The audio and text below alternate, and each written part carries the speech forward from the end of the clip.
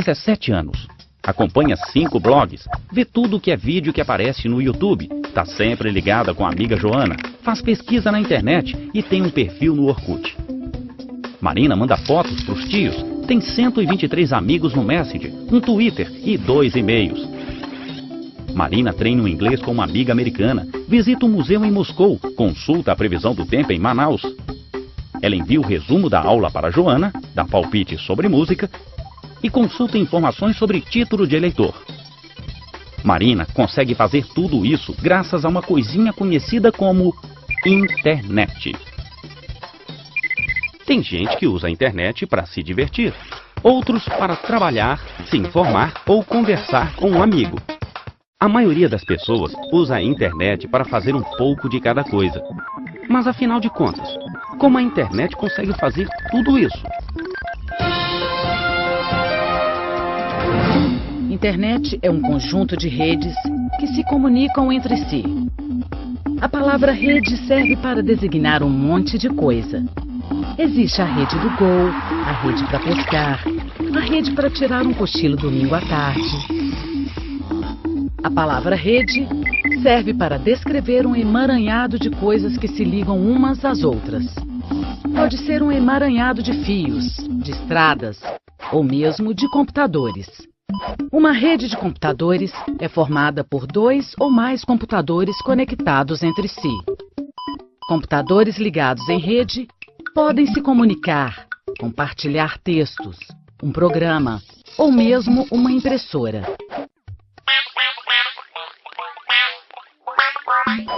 Existem redes locais conhecidas como LANs. Elas servem para ligar computadores próximos. A família da Marina, por exemplo, são 6 pessoas, 2 cachorros, um papagaio falante. A família tem 3 computadores e uma impressora. Os computadores estão em rede. E assim como os CDs ficam na estante da sala para todo mundo poder usar, os arquivos musicais da família também ficam em uma pasta compartilhada. Todo mundo tem acesso à lista, não importa de qual computador. Marina e a família também podem compartilhar textos, fotos, vídeos e podem usar a rede local para trabalhar juntos. A ideia de uma rede que pudesse conectar um computador a outro surgiu na década de 50. Naquela época, os computadores só conseguiam fazer uma tarefa por vez. Eles eram enormes, caros e ficavam guardados em salas separadas. Os programadores não podiam trabalhar diretamente no computador. Eles tinham que trabalhar manualmente.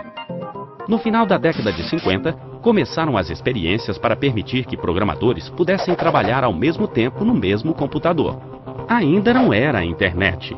Mas aquela pequena rede local introduziu um dos conceitos básicos de toda a rede: a capacidade de compartilhar um computador com vários usuários. Mas eu diria que a história da internet começa mesmo em 1957, quando a União Soviética colocou no espaço o primeiro satélite artificial, o Sputnik. Naquela época, o mundo estava dividido em 2 grandes blocos: os americanos de um lado e os soviéticos de outro. Eram os tempos da Guerra Fria, e um ataque pelo ar era uma ameaça constante.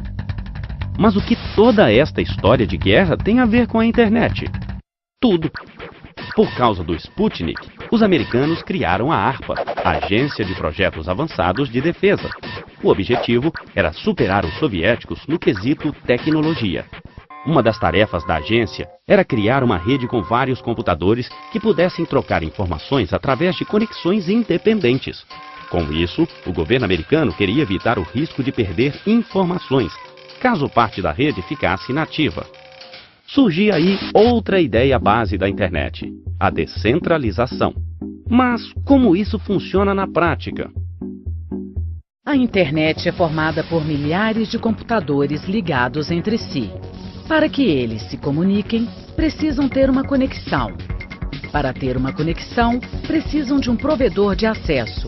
Provedores são empresas que garantem o acesso de um computador à internet. Conexão entre um computador e o resto da rede pode ser feita por linha de telefone, ondas de rádio, cabos, entre outros. A internet não tem dono, nem governo. Também não existe um computador central. Assim como uma pessoa pode usar caminhos diferentes para ir de um lugar para outro, a informação pode chegar ao destino através de caminhos diferentes. No caso de um cruzamento, uma pessoa pode usar as placas para se orientar e escolher o caminho mais rápido. No caso da internet, esse papel cabe ao roteador. Roteadores são uma espécie de computador especializado em realizar a comunicação entre as várias redes que compõem a internet. Ele analisa cada pacote de informação e decide o melhor caminho até o destino. Pacote? Afinal, nós estamos falando de computador ou de uma fábrica de biscoito? A informação viaja na rede em forma de pacotes. Quando uma pessoa manda um e-mail para outra, o roteador divide esse arquivo em pacotes. Cada pacote tem uma parte da mensagem. O roteador pode definir um trajeto diferente para cada uma destas partes. O computador do destino reúne todos os pacotes e reconstitui a mensagem original. Esses pacotes não têm biscoitos, papel higiênico ou jornais. Apenas códigos matemáticos. O ser humano precisa de um tradutor que consiga transformar esses pacotes cheios de códigos em fotos, vídeos, e-mails. É para isso que existe o navegador. O navegador é um software que permite ao ser humano conseguir informações na internet. A criação do navegador mudou a história da internet. Em 1970, a palavra internet não existia. A primeira rede se chamava ARPANET e, no início, reunia apenas 4 universidades americanas. Tudo tinha que ser feito na base de comandos. Acreditem ou não, esta rede criou as bases do que hoje a gente conhece como internet. O nome internet só começou a ser usado em meados da década de 80 para designar esse conjunto de redes ligadas entre si. Mas navegar na internet nesta época ainda era difícil e trabalhoso. Foi aí que um engenheiro britânico teve a ideia genial de organizar essa informação de forma que todo mundo pudesse entender, achar e usar facilmente. Foi assim que surgiu a World Wide Web, mais conhecida como Web. Web em inglês significa teia. No contexto da internet, pode ser traduzido como rede. Assim como os fios de uma rede se ligam uns aos outros através de nós, as páginas se ligam umas às outras através de links. Link é um ponto de conexão entre uma página e outra. Toda vez que uma pessoa clica em um link, uma nova informação aparece na tela. O link pode ser uma palavra destacada em uma cor diferente. Pode ser desenho, uma foto ou qualquer outro elemento de uma página web. Usar os links é como pular de um lugar para o outro num piscar de olhos.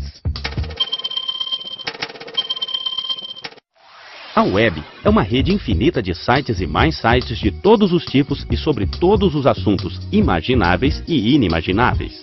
Deve ser por isso que eles escolheram o verbo navegar para descrever a ação de percorrer este oceano de informações. Apesar disso, navegar na web é uma tarefa bem simples, graças ao navegador. O primeiro navegador da história é obra de Tim Berners-Lee, o mesmo que inventou a web.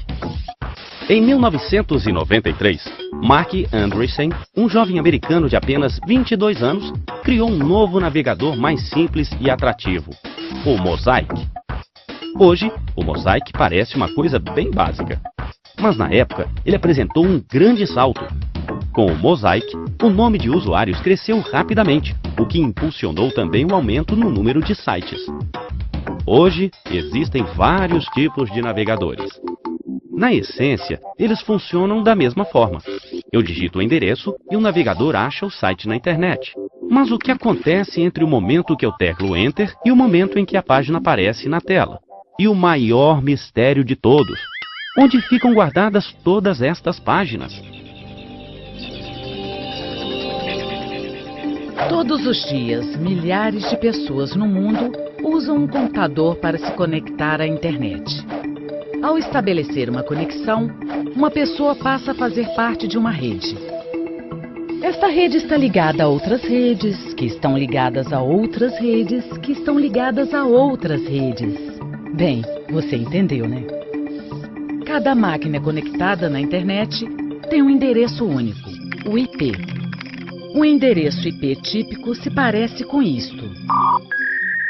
Assim como o endereço serve para localizar uma casa em um bairro ou cidade, o IP serve para localizar um computador em uma rede.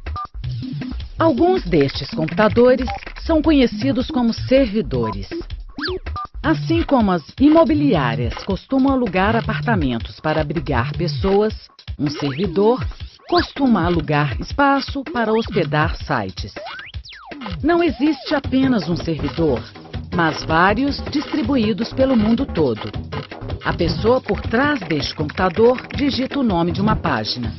O navegador descobre onde a página está hospedada. Ele envia uma mensagem para o servidor solicitando a tal página. O servidor recebe a mensagem, localiza a página e envia de volta para o navegador. O navegador recebe a página, lê os códigos e transforma comandos como estes em imagens, textos, vídeos, desenhos. Tudo isso em questões de segundos.